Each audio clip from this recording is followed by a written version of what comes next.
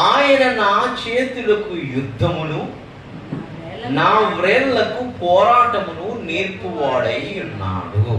ఎవరు చెప్తున్నారు? కీర్తనాకారుడు చెప్తున్నాడు. 144 కీర్తన పైన చూడండి ఒకసారి. దావీదు చెప్తాను. దేవుని స్తోత్రం. హల్లెలూయా, హల్లెలూయా. ఇదే దావీదు 2వ సమూయేలు 22వ అధ్యాయము 35వ వచనం. 2వ సమూయేలు 22వ అధ్యాయము 1వ వచనం చదవండి ఫస్ట్.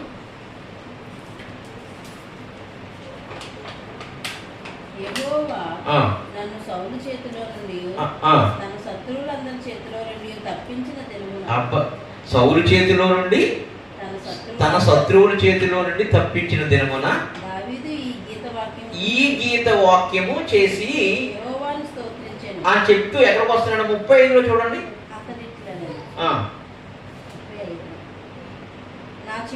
నా చేతులకు యుద్ధము చేయ నేర్పువాడు ఆయన. నా చేతులకు అంటే 2వ సమూయేలులోనూ ఉంది ఈ కీర్తన, 144లోను ఈ కీర్తన ఉంది.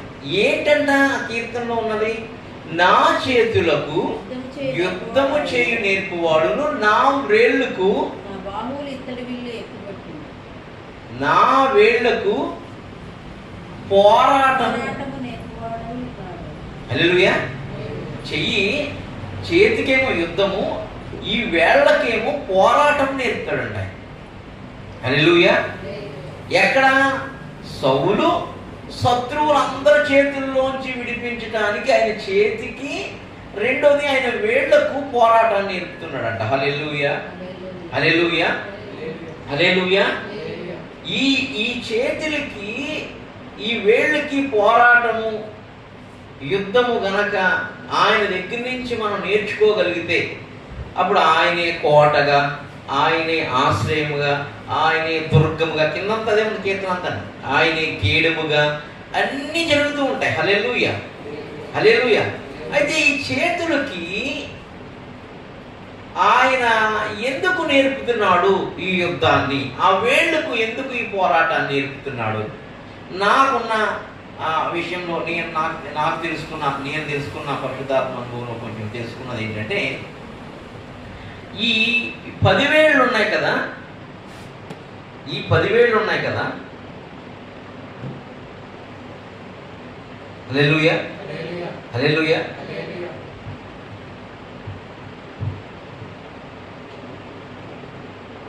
అది కనపడకూడదు,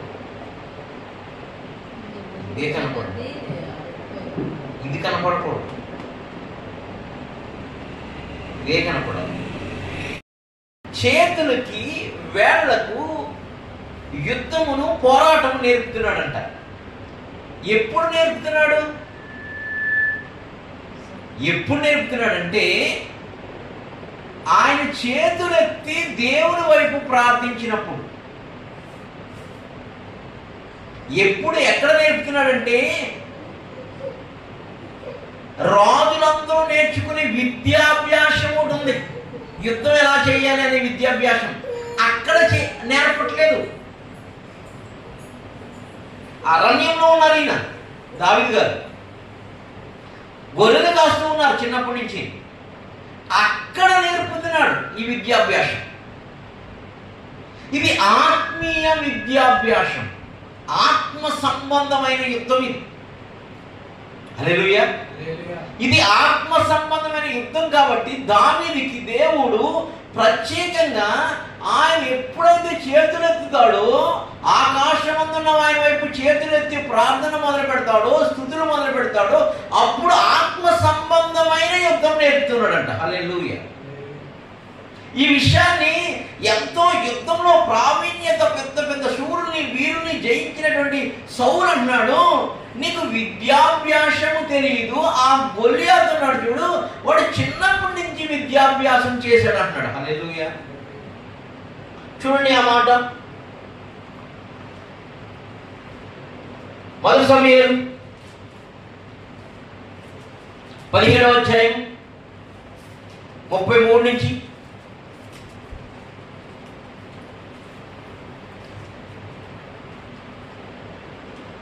32 నుంచి చదవడం పర్లేదు. మొదటి సమూయేలు 17:32 నుంచి. ఈ ఫిలిష్తీయుని బట్టి ఎవరి మనసును కృంగు నిమిత్తము లేదు. మీ దాసుడైన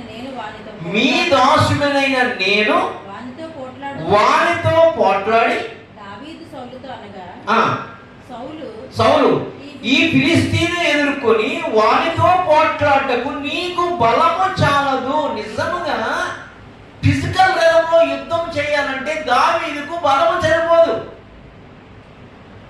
కానీ ఆత్మ సంబంధమైన యుద్ధం చేసినప్పుడు ఈ లోకంలో ఏ బలమైనా దావీదు ముందు ఓడిపోతుంది, నీ ముందు కూడా నా ముందు కూడా ఓడిపోతుంది. ఆత్మ సంబంధమైన చేతులకు వేళ్లకు పోరాటం, యుద్ధం అనే ప్రార్థన యుద్ధం నేర్చుకోవాలి.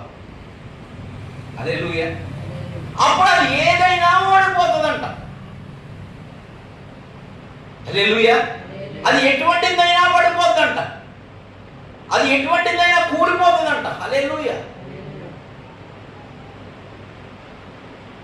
చూడండి, నీ బలము నీకు బలము చాలదు, నీవు బాలుడవు, వాడు బాల్యము నుండి యుద్ధాభ్యాసం చేసిన వాడని దావీదుతో అన్నాడు. ఏమన్నాడు దావీదు రాజుతోటి? వాడు చిన్నప్పటి నుంచి ఆ గొలియాతు గాడు యుద్ధాభ్యాసం చేశాడు బాల్యం నుండి అంటున్నాడు. ఈయన కూడా స్టేట్మెంట్ ఇస్తున్నాడు.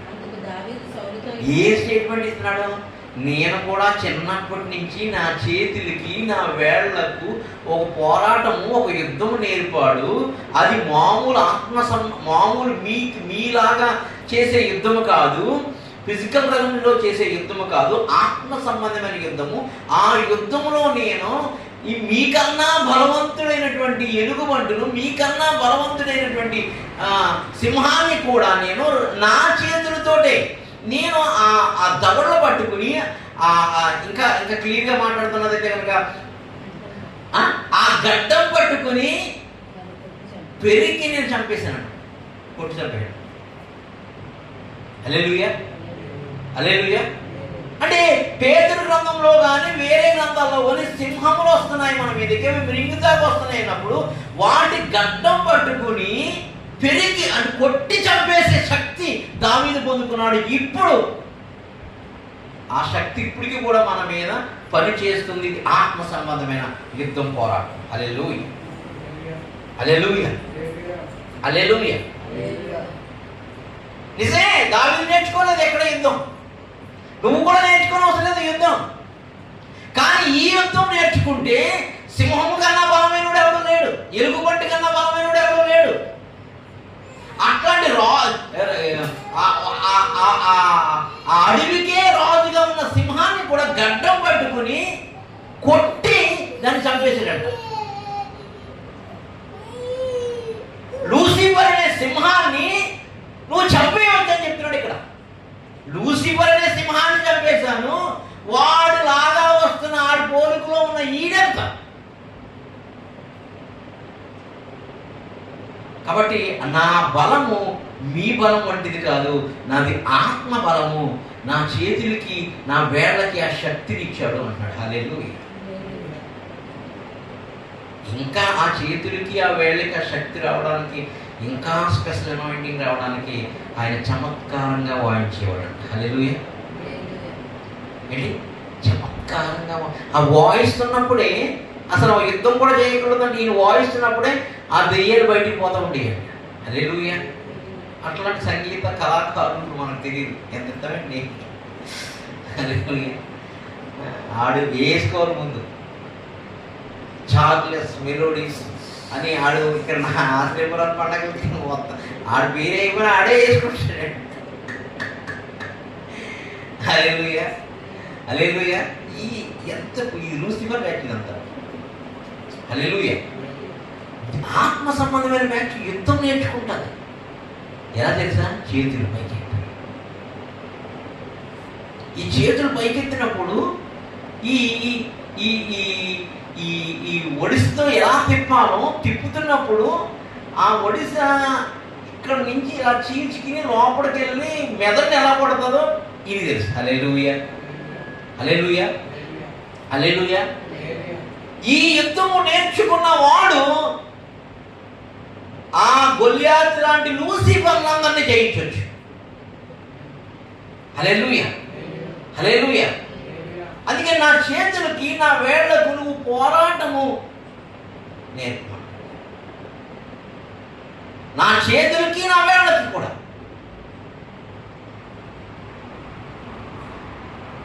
చూడండి ఇంకా అందుకు దావీదు సౌలుతో ఇట్లనెను, మీ దాసుడైన నేను నా తండ్రి యొక్క గొర్రెలను కాల్చుండగా సింహమును ఎలుగుబంటి వచ్చి మందలో నుండి ఒక గొర్రె పిల్లను ఎత్తుకొని పోవచ్చుండ, నేను దాన్ని తరిమి చంపి దాని నోట నుండి ఆ గొర్రెను విడిపించి తిని అది నా మీదకి రాగా, అందులో వస్తుంది, దాని మీదకి వస్తున్నప్పుడు గడ్డం పట్టుకున్నాడంట. దాని గడ్డం పట్టుకుని ఉన్నదా మాట, దాని గడ్డం పట్టుకుని దాన్ని కొట్టి హల్లెలూయా హల్లెలూయా. ఏ పట్టుకున్నాడు? చేతులతోటి. ఎక్కడికి వచ్చింది శక్తి? అదే పరిశుద్ధాత్మ శక్తి, అదే పరిశుద్ధాత్మ బలం. అది ఫిజికల్గా వచ్చినా లేదా ఆత్మ సంబంధంగా దెయ్యం రూపంలో, చీకటి రూపంలో, పాపం రూపంలో దేని వచ్చినా కూడా దాన్ని చంపేయచ్చు. ఈ యుద్ధం నేర్చుకోవాలి. ఈ యుద్ధం నేర్చుకోవాలంటే చేతులు పైకి వెళ్తారు. హల్లెలూయా హల్లెలూయా.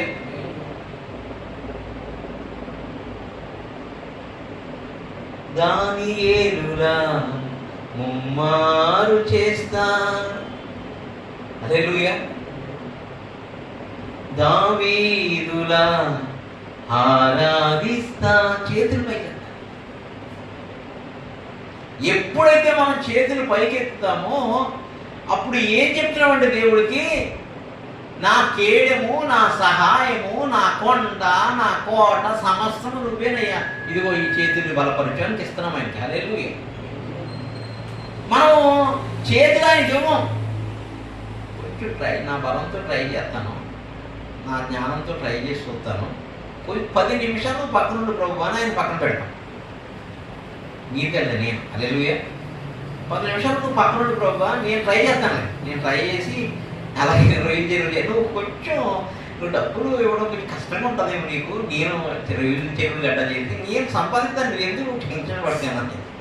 హల్లెలూయా హల్లెలూయా. 2 లక్షలు అప్పు ఇచ్చాడు. హల్లెలూయా. ఇప్పుడు కాదు, కరోనా టైంలో. హల్లెలూయా. ఖాళీగా ఉన్నాను కదా ప్రభు అని ఆయనకి చెప్తున్నాను అన్నమాట.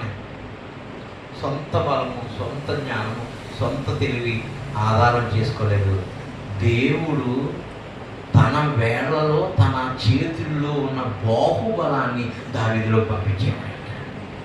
అందుకనే దేవుడు తన బాహుబలం కోసమే, నా బాహుబలము తక్కువైందా మోసే అంటున్నాడు. నా చేతి యొక్క, నా కుమారుని యొక్క చేతి బలం తక్కువైంది అనుకుంటున్నావా?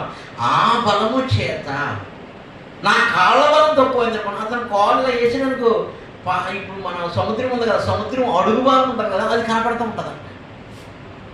అంటే ఈ చేతులకి కాళ్ళకి యుద్ధం నేర్పేటప్పుడు దేవుడు పాదాల నుంచి నడినెత్తి వరకు ఈ చేతులకి కాళ్ళకి సంపూర్ణ శక్తిని ఇస్తాడు. కాబట్టి ఆ కాళ్ళతోటే నువ్వు ఆ సింహములను, భుజంగములను అనగదొక్కుదు అన్నటువంటి ఈ దావీదు అతను చంపిన తర్వాత అదే కాళ్ళు వేసి ఆడే కత్తి తీసినట్టు.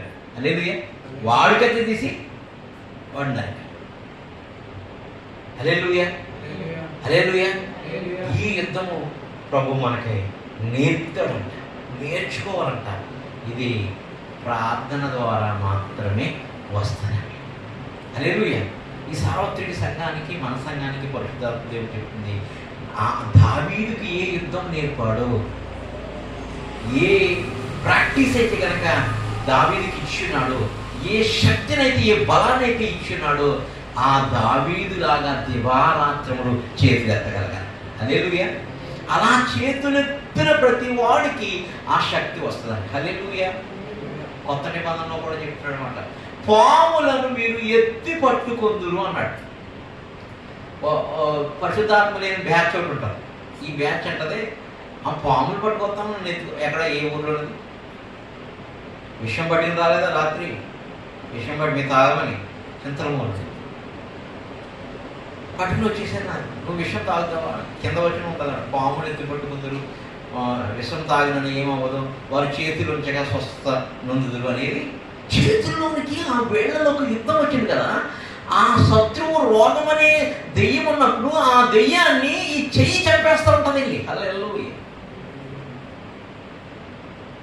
ఈ పాముల్లాగా సర్పాల్లాగా భుజంగములాగా ఉన్న చీకటి శక్తులు కూడా వాటిని ఎత్తి పడతామంట. హల్లెలూయా. అంటే ఏంటి? ఇలా ఎత్తుకుని ఆ పాములందరూ ఎక్కడెక్కడ ఉన్నాయో ఎత్తుకుని పట్టుకోవడం అది కాదు అక్కడ చెప్పేది. ఆ పాముల్లాంటి సర్పాల్లాంటి శక్తులను కూడా నువ్వు తొక్కు వేస్తావు అని 91వ కీర్తనలో రాసిన దాన్ని ఇక్కడ రాస్తున్నాడు.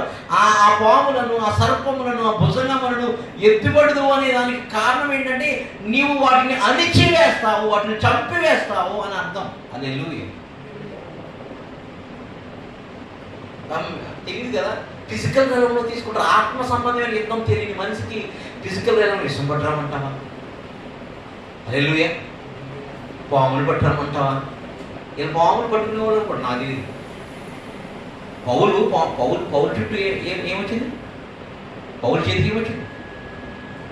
ఏమైంది? మంటలో వాళ్ళందరూ అయిపోతారు. హల్లెలూయా. అంటే అట్లాంటి విషనాగులు లాంటి అట్లాంటి చీకటి అంధకార శక్తులు నిన్నేమీ చేయలేదు. వాటిల్ని నువ్వు ఎత్తిపడతావు, వాటిని చంపివేస్తావు, వాటిని అణిచివేస్తావు. వాటి మీద నీకు బలం ఇచ్చాడు దేవుడు, నీకు అధికారం ఇచ్చాడని చెప్పటానికి. అదే కొత్త నిబంధన కూడా రాయించాడు. సర్పములను, తేలును, భుజంగములను. నేను ఒక అతను ప్రార్థన చేశాను, తేలు లాంటిది వచ్చేసింది. హల్లెలూయా. నేను ఇట్లా పట్టికి నేను నడిపేస్తున్నాను నిద్రలోనే. హల్లెలూయా. చంపేస్తున్నాను దాన్ని. ఈవిని ఎక్కడ పడుతుందేమో నేను పడేద్దామని నువ్వు పట్టుకున్నా అంటున్నా నేను నిద్రలోనే. హల్లెలూయా. అతని మీద ఉన్న సర్పం మన మీదకి వస్తే దాన్ని ఎత్తిపడతాం, దాన్ని పట్టుకుని చంపుతాం. అదే ఈ సింహాన్ని ఆయన గడ్డం పట్టుకుని కొట్టి చంపాడంట. అట్లా చంపడానికి కోసం రాస్తున్నాడు అక్కడ. హల్లెలూయా. అందుకని చేతులు ఉంచినప్పుడు అని ఎందుకు రాశాడు? చేతులు ఉంచినప్పుడు వారందరూ స్వస్థులందరినీ, వారిలో ఉన్న చీకటి, దయ్యము, అపవిత్రాత్మలు అన్నీ కూడా నీ చెయ్యి ద్వారా, నీ చేతికి నేర్పిన యుద్ధము ద్వారా, నీ చేతులకి నీ వేలుకు నేర్పిన పోరాటం ద్వారా వాటిని హతమార్చే శక్తి, అనగా యేసుక్రీస్తు యొక్క హస్త నిక్షేపంలో ఉన్న శక్తి వస్తుంది. అందుకనే ఆయన చూపుడు వేళ్ళతో దయ్యమును వెళ్ళగొట్టాడని రాశాడు. హల్లెలూయా. ఎవరు? ఆయన చూపుడు వేళ్ళతో ఏం చేసేవాడంట? అంటే ఏంటి? ఎత్తిపట్టు, నువ్వే ఎత్తిపడతావు, నువ్వే అని దాన్ని అలా చూపించినప్పుడు దాన్ని వెళ్ళిపోయేదంట. హల్లెలూయా. అంత అధికారము ఆ దావీదు చేతులకి వేళ్ళకి నేర్పించాడు. అదే కొత్త నిబంధనలో చెప్తున్నాడు. మీరు చేతులుంచగా అంటే ఆ చేతులకి ఆ యుద్ధము నేర్పాను అంటున్నాడు. హల్లెలూయా. మీరు చేతులు ఉంచకంటే మీ చేతులకి ఆ యుద్ధము, మీ వేళ్ళకి ఆ పోరాటం నేను నేర్పాను దావీదులా. కాబట్టి మీరు కూడా సింహములను, భుజంగములను, నాగుపాములను అనగదొక్కుతారు. ఆ దెయ్యపు శక్తులను, చీకటి శక్తులను, అంధకార శక్తులను అణిచివేస్తారు. ఆ శక్తి మీ చేతుల్లో పెట్టినాను కాబట్టి మీ చెయ్యి చాపినంతనే అద్భుతం జరుగుతుందని చెప్తున్నాడు. హల్లెలూయా. ఎన్నిటికీ ఇదే కారణం. హల్లెలూయా. హల్లెలూయా. ఇదే కారణం. దాన్ని చంపాలి. గొప్ప గొప్ప భక్తులందరూ మీరు అందరూ 2 చేతులు పైకెత్తండి అంటారు. ఏంది దాన్ని చెప్తాడు బాబు కదా. హల్లెలూయా. హల్లెలూయా. అంటే నా వల్ల కాదు ప్రభువా, నీ వైపు చేస్తాను. మా గురువు గారు ప్రవీణయ్య గారు అందరూ మీ 2 చేతులు పైకి ఎత్తండి ప్రభు వైపు అంటాడు. హల్లెలూయా. చాలా మంది భక్తులు అంటారు అభిషేకులు. అదే విషయం నేను చూసిన దగ్గర చూశాను. ఎందుకు? ఆయన హస్తములు దిగి వస్తాయి. హల్లెలూయా. ఆయన శక్తి దిగి వస్తుంది, ఆయన వేళ్ళు దిగి వస్తాయి, ఆయన పోరాటం దిగి వస్తుంది, ఆయన బాహు దిగి వస్తుంది. హల్లెలూయా. హల్లెలూయా. అందుకని నువ్వు ప్రార్థించినప్పుడు కూడా చూడండి, ఇంకా అక్కడే ఉన్నాం. మోషే నిర్మాకాండము 9వ అధ్యాయము 33వ వచనం.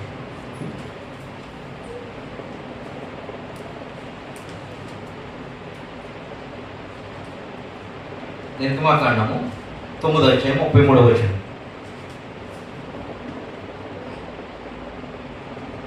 చదవను. మోషే ఫరోను విడిచి ఆ నుండి బయలువెళ్ళి బయలు వెళ్ళి యెహోవా వైపు తన చేతులు ఎత్తినప్పుడు ఎవరి వైపు? యెహోవా యెహోవా వైపు చేతులెత్తినప్పుడు ఆ ఇరుములను వడగండ్లను నిలిచిపోయేను. వర్షం భూమి మీద కురిటి చేతులెత్తే భూమి మీద వర్షము వడగండ్లు ఆగిపోవడమే. ఏ అద్భుతము జరగాలి, అందుకని చేతులెత్తి ఆ చేతుల్లోనికి దేవుని యొక్క కుడి హస్తం దక్షిణ హస్తం వస్తుంది. ఆ చేతులకి నీకు యుద్ధాన్ని నేర్పిస్తుంది. ఎవరితో యుద్ధం? బలవంతుడితో యుద్ధం. ఎవరితో పోరాటం?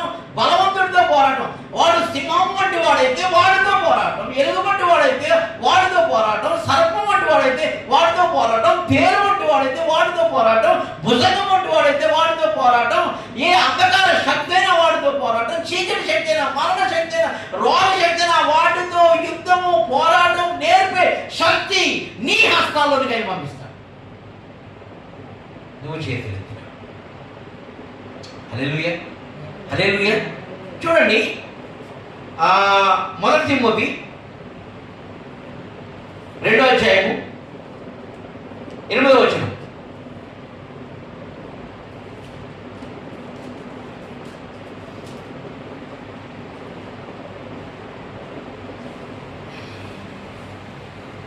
మొదటి తిమోతి 2వ అధ్యాయము 8వ వచనం.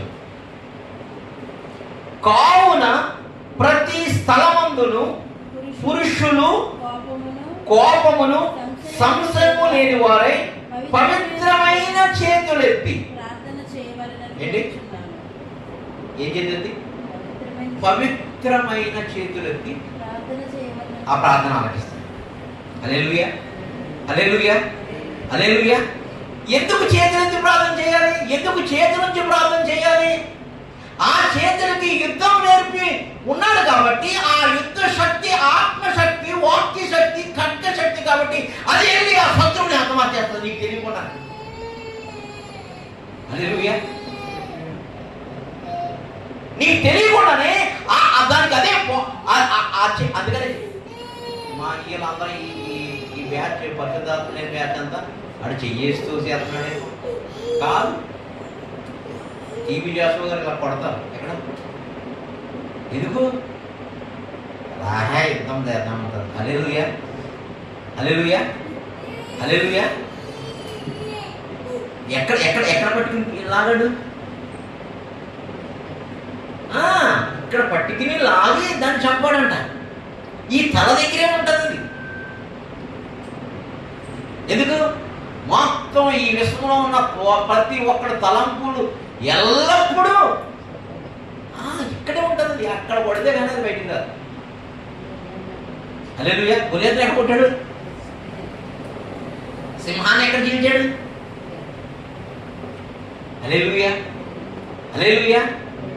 అందుకని స్పిరిట్ యుద్ధము శారీరక సంబంధమైన క్రైస్తవులకు అర్థం కాదు. ఈ లోక సంబంధమైన బాప్తిజం తీసుకుని ఏదో వచ్చి వెళ్ళిపోయే వాళ్ళకి అర్థం కాదు. పరిశుద్ధాత్మ అనుభవంలోకి వచ్చి పరిశుద్ధాత్మ ద్వారా ఈ యుద్ధము నేర్చుకున్న వాడికి, దావీదులాగా ఈ యుద్ధంలో ప్రావీణ్యత సంపాదిస్తూ ఆ చీకటి అంధకార శక్తుల్ని ఏం తినమన్నాడు పేతురుతో దేవుడు? చతుస్పాద జంతువుల్ని తినమన్నాడు. అవి అపవిత్రమైన దేవుడు తెలీదా? వాటిని చంపక తినాలి. అవి ఎవరిలో ఉన్నాయి? మనుషుల్లో ఉన్నాయి. అవి మనుషుల్లో ఉన్నాయి కాబట్టి ఆ వాటి లోపల మనిషిని చంపకూడదు. మనిషి లోపల ఉన్న చీకటి శక్తిని చంపాలి. అవి చతుస్పాద జంతువుల్లో ఉన్నటువంటి దెయ్యపాత్మలు, చీకటాత్మలు, మరణపాత్మలు, రోగాత్మలు, దరిద్రపాత్మలు కూడా. హల్లెలూయా. ఏ ఆత్మలు? దరిద్రపాత్మలు కూడా. ఇట్లా చంపక తినాలి మనం అని ప్రభువే చెప్తున్నాడు. ఆ చంపడంలో ప్రావీణ్యత వచ్చాడు కాబట్టి దావీదు గారు, నీవు నా చేతులకి నా వేళ్లకు యుద్ధం నేర్పడ్డాడు. అదేనా? చదవండి మాట.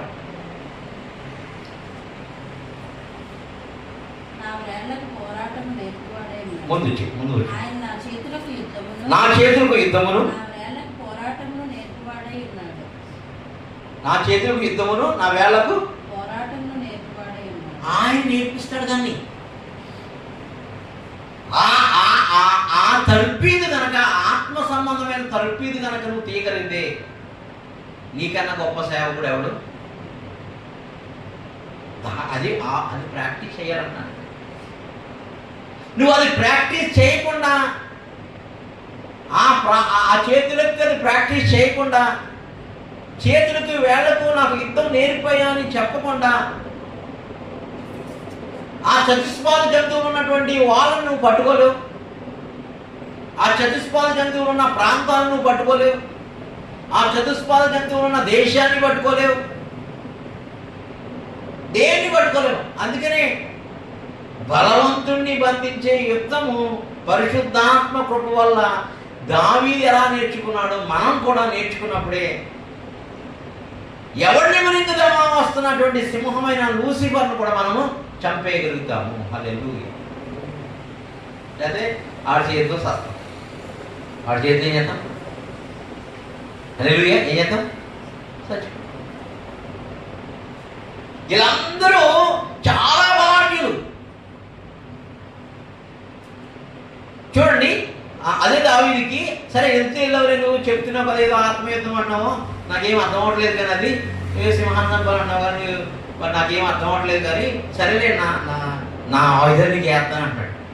హల్లెలూయా. ఈ లోక సంబంధమైన ఆయుధాలు ధరించడం కాదు, ఈ లోక సంబంధమైన యుద్ధము నేర్చుకోవడం కాదు, ఈ లోక సంబంధమైన యుద్ధం అంతా శరీర ఇచ్చ నుంచి వస్తుంది,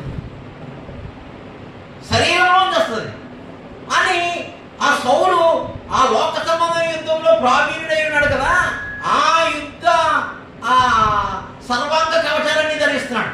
ఎవరికి? దావీదు. దావీదు పిల్లవాడు కదా, మొయలాపోతున్నాడు బరువు, అలవాటు లేదు అసలు. హల్లెలూయా. హల్లెలూయా. నాకు ఈ యుద్ధం తెలుసు. హల్లెలూయా. ఈ యుద్ధం తెలుసు, చాలాసార్లు చేశాను దీంతో, మామూలుగా ఉండదు. ఈ యుద్ధం చేస్తే కనుక సింహాలేంటి, పులులేంటి, లేకపోతే కనుక నాగుపాములేంటి, లేదా కనుక ఆ ప్రాంతంలో నీళ్లు తాకుండా అడ్డుకుంటున్నటువంటి భుజంగములు మొసళ్ళు ఏంటి, లేకపోతే కనుక ఎలుగుబంట్లు ఏంటి, అన్నిటిని ఈ చేతితోటి యుద్ధం చేసి అసమార్చాను. ఈ యుద్ధం తెలుసు, ఈ నేను ధరించలేను అంటాడు. హల్లెలూయా. ధరిస్తున్న సందర్భం చదవండి ఒకసారి.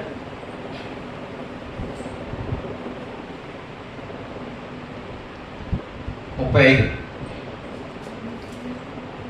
అమ్మా, మొదటి సమయం 17:35. నేను దాన్ని తరిమి చంపి దాని నోట నుండే గొర్రె నుండి పిచ్చి తిని అది నా మీదికి రాగదని గడ్డం పట్టుకొని దాన్ని కొట్టి చంపితిని. మీ దోషనే నేను ఆ సింహమును ఎలుగుబంటిని చంపితేనే, ఒక్క సింహం కాదు ఎలుగుబంటిని కూడా చంపితేనే, జీవము గల దేవుని సైన్యములను తిరస్కరించిన ఈ సున్నత లేని ఫిలిష్తీయుడు వాటిలో ఒకదాని వలె అగును. సింహము యొక్క బలము నుండి ఎలుగుబంటి యొక్క బలము నుండి రక్షించిన యెహోవా ఈ ఫిలిష్తీయుల చేతులను కూడా నన్ను విడిపించినని చెప్పాను. అందుకు సౌలు, పొమ్ము, నేను నీకు తోడుగా అని. ఇక్కడ చూడండి, ఈ ధరించే సందర్భం ఉంటుంది చూడండి, అదే అధ్యాయం.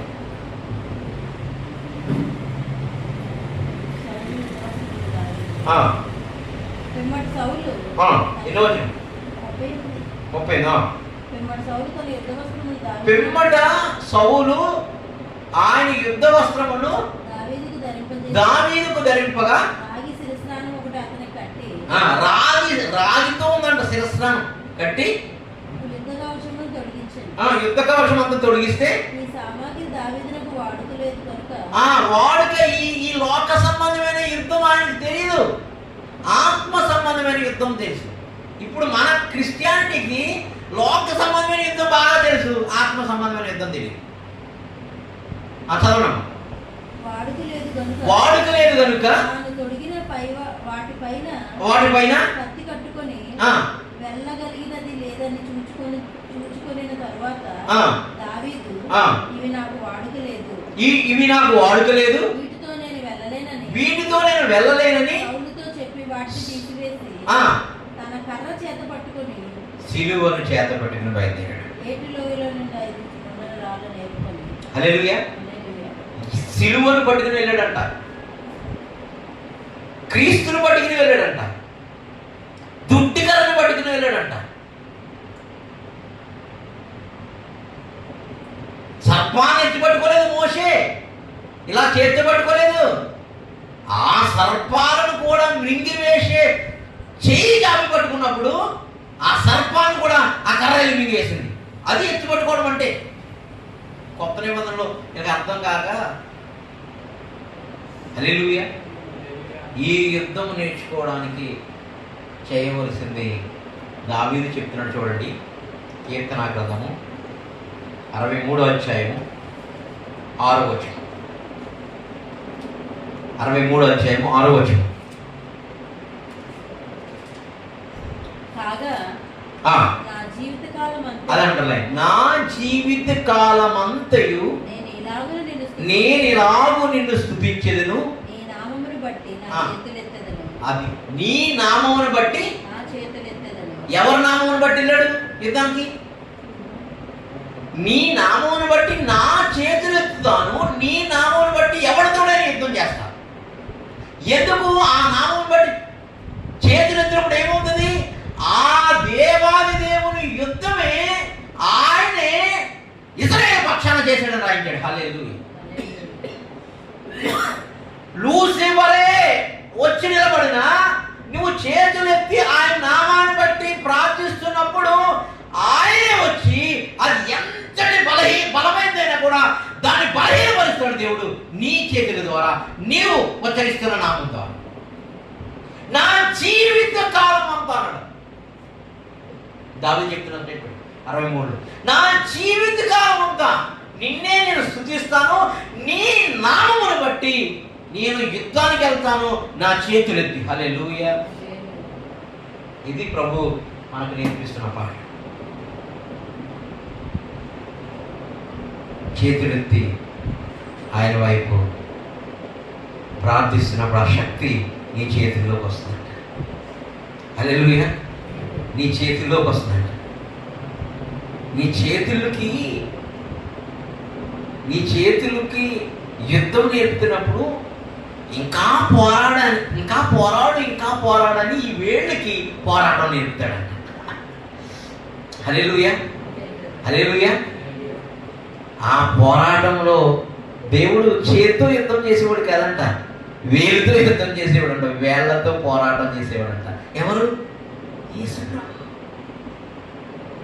దేనితోటి? వేళ్లతో. వేలుతో ఏం చేసేవాడు? దెయ్యాన్ని వెలగొట్టేవాడంట, చీకటి శక్తులు. దెయ్యం అంటే కనుక ఒకటే కాదు, అది రోగమైన కావచ్చు, దరిద్రమైన కావచ్చు, పాపమైన కావచ్చు, అది ఏదైనా కావచ్చు. వేళ్లతో పోరాటం, యుద్ధం కాదు, ఒక చేతితోటే పోరాటం చేసేవాడంట. హల్లెలూయా. అంటే ఈ చెయ్యికి కావలసిన బలమంతా ఈ వేళ్ళలో ఉందంట. ఈ చెయ్యికి కావలసిన బలమంతా నువ్వు ఇంకా పోరాడు, ఇంకా నైపుణ్యంగా, ఇంకా తీవ్రంగా, ఇంకా చమత్కారంగా, ఇంకా చక్కగా. హల్లెలూయా. కాబట్టి చేతులకి వేళ్లకు ఆయన యుద్ధం నేర్పుతాడు, పోరాటం నేర్పుతాడు. ఆ ఏ చేతులు అంటే గాయపడిన యేసుక్రీస్తు వారి చేతులు నీ చేతుల్లోకి వస్తాయి. గాయపడిన యేసుక్రీస్తు వారి వేళ్ళు నీ వేళ్ళకు వస్తుంది. అదే నా బాహుబలము తక్కువైందా మోసే అని చెప్పినప్పుడు అరణ్యంలో ఎట్లా వచ్చిందో, ఆ చెయ్యి చాపినప్పుడు అలా అద్భుతాలు ఎలా జరిగినాయో, ఆ చెయ్యి దించినప్పుడు అలా ఎలా అద్భుతాలు జరిగినాయి, ఆశ్చర్యకార్యాలు జరిగినాయో, అట్లా ప్రభు కార్యాలు జరిగిస్తారు. అట్టి కృప, అట్టి యుద్ధము, అట్టి పోరాటము నీకు, నాకు, మన సార్వత్రిక సంఘం అంతటికి పరిశుద్ధాత్మ దేవుడు నేర్పాలనుకుంటున్నాడు. వాటితోటి సింహములను, భుజంగములను, నాగుపాములను, సర్పములను, ఏమేమి స్పిరిట్స్ ఉన్నావో అవన్నిటిని హతమార్చగలిగిన శక్తి ఇస్తానన్నాడు. హల్లెలూయా. ఆ చేతులు ఎత్తి ప్రార్థించినప్పుడు, ఆ చేతులతో మొరపెట్టినప్పుడు ఆకాశం తెరవబడుతుంది. ఆ చేతులు ఎత్తి మనుషుల మీద చాపినప్పుడు ఆ అద్భుత ఆశ్చర్యాలు వాళ్ళ మీద జరుగుతాయి. ఆ చేతులు ఎత్తినప్పుడు ఎర్ర సముద్రం చీలిపోతుంది. ఏ కార్యం జరగాలన్నా ఆయన చాపుతాడు. ఆ బాహుబలము నీ చేతిలోనికి వస్తుంది. హల్లెలూయా, హల్లెలూయా, హల్లెలూయా. దానియేలు మూర్ఛిల్లి పడిపోయాడంట. ఆయన వచ్చి ఆయన చేతులతో ముట్టి బలము పొందు అన్నాడంట. హల్లెలూయా. ఆ చేతిలో ఆ గొప్ప కృప ఉంది, ఆ గొప్ప అభిషేకం ఉంది, ఆ గొప్ప అధికారం ఉంది, ఆ గొప్ప ఎనాయింటింగ్ ఉంది. అందుకని చేతులెత్తి ప్రార్థన చేయడం మనకు రాదు. కాబట్టి చేతులకు యుద్ధము, పోరాటము నేర్చుకోలేకపోతే పరిశుద్ధాత్మ దేవుడు మన గొప్ప నాకు ప్రత్యేకమైన పాఠం నేర్పుతున్నాడు ఈరోజు. నువ్వు నా వైపు చేతులెత్తు. దావీదు ఎట్లా యుద్ధము పోరాటం చేయడానికి అతని చేతులు అతని వేలుకి నేర్పాను, నీకు కూడా నేర్పుతాను. నేనే నీ చుట్టూ సైన్యము ఉండరు, నేనే నీ చుట్టూ సైన్యముగా ఉంటాను. నేనే నీ చుట్టూ కేడెముగా ఉంటాను. నేనే నీ చుట్టూ బహుమానంగా ఉంటాను. నేనే నీ చుట్టూ కొండగా కోటగా ఉంటాను. శత్రువుల పక్షాన నువ్వు యుద్ధం చేస్తున్నప్పుడు నీకు ఆయుధాలు కదలకుండా చదవకుండా నేను మాటుగా ఉంటాను. హల్లెలూయా, హల్లెలూయా. కాబట్టి ఆయన వైపు చేతులు ఎత్తుదాం. ఆ ఆత్మ బలమును నీ వేళకు నీ చేతులకు వచ్చేలాగున ప్రార్థన, ఆత్మ ప్రార్థన అభిషేకం మాకు కావాలయ్యా. ఆ యుద్ధము మాకు నేర్పించాలయ్యా అని మొరపెడదాం. ప్రభువా నీకు స్తోత్రాలు, పరిశుద్ధాత్ముడా నీకు స్తోత్రాలు.